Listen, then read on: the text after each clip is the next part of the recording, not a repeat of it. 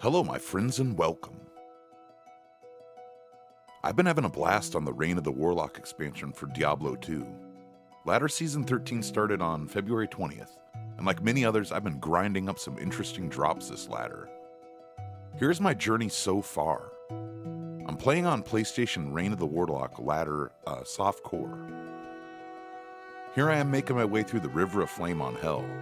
I'm not farming, this is a legitimate playthrough shako. Nice clip to start things off, and a great boost to my character. Somewhere along the way, I ID a 38 gheeds. Not sure where the drop footage is, but this is what my grandcharms look like right now, at this point in ladder. Looks like I'm just working on balancing some of my resistneces.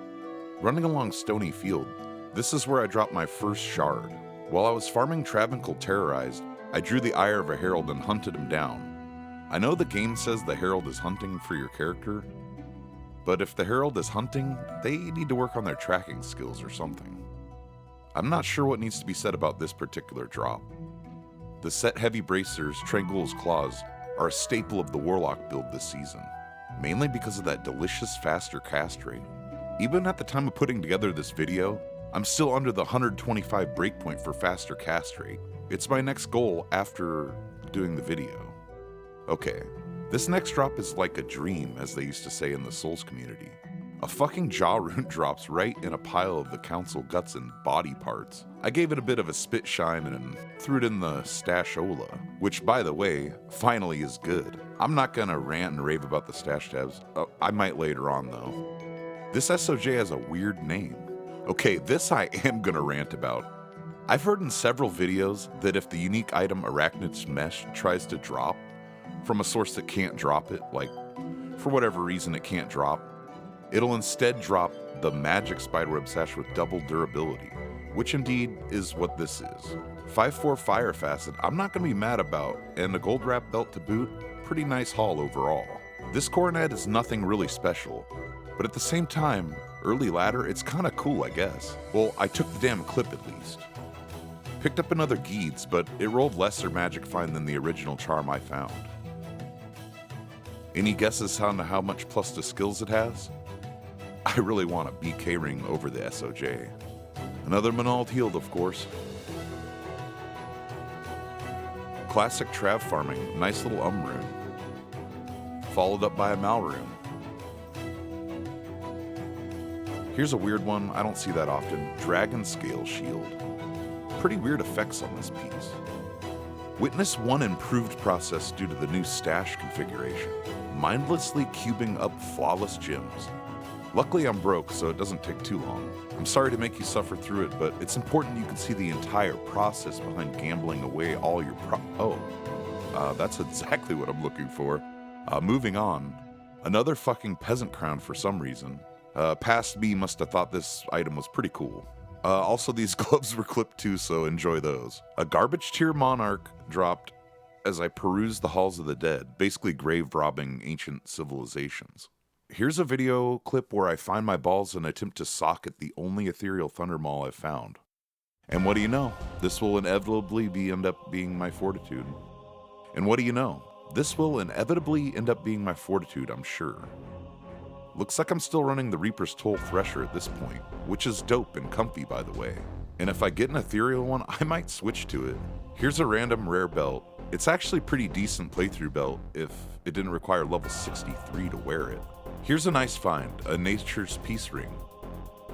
I'll probably get use out of it later for farming Neelathak, if I decide to do keys. At the time of editing this video, which is March 4th, I'm still rocking a Druid torch. This is hands down one of the flyest crystal swords which has ever existed. It seems stylish. Oh, a unique ring, what have we here? Oh, you guessed it. A really terrible Nagel ring. Here's a bit of a nice little sight. A little baby Istrun shows up. Here's another green dish rag hat. That beautiful vampire gaze. Life and mana leech. This drop is like a starting player's wet dream. The twin spirit. It's almost magical, really. I think that's my thumbnail, probably. Here we go. I decided to craft the gosh dang bonker stick 3000. Isn't she beautiful? This clip I think speaks for itself maybe, you decide. Let me know what you think of the vendor's inventory. Ah yes, the exceptional nothing loot again. How fun. Another unique drops as I'm seemingly running Chaos Sanctuary backwards. It turns out to be another dwarf star, followed closely by an amulet which is not High Lords, but rather Mahim Oak, which sucks. A few runs later Diablo drops nothing, which is on par for the course. Here I pick up the new set russet armor, Horizon's Dominion. Okay circlet, but look at the sweet shako.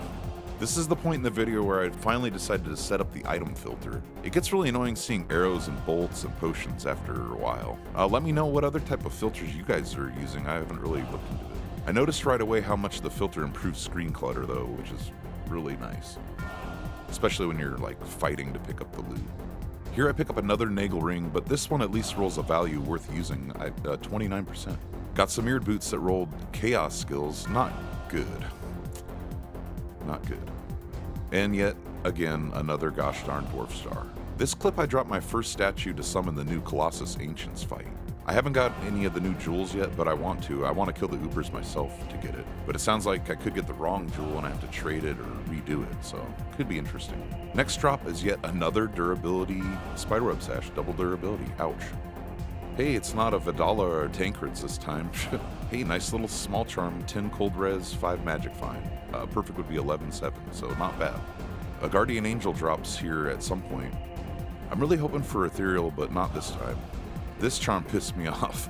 Enough said. Enough said. This is a nice little fire res charm. And then I find a nice little Moser's Blessed Circle shield. Kind of a neat item. Back at Travancore, I snatch up another rune. Nice little find.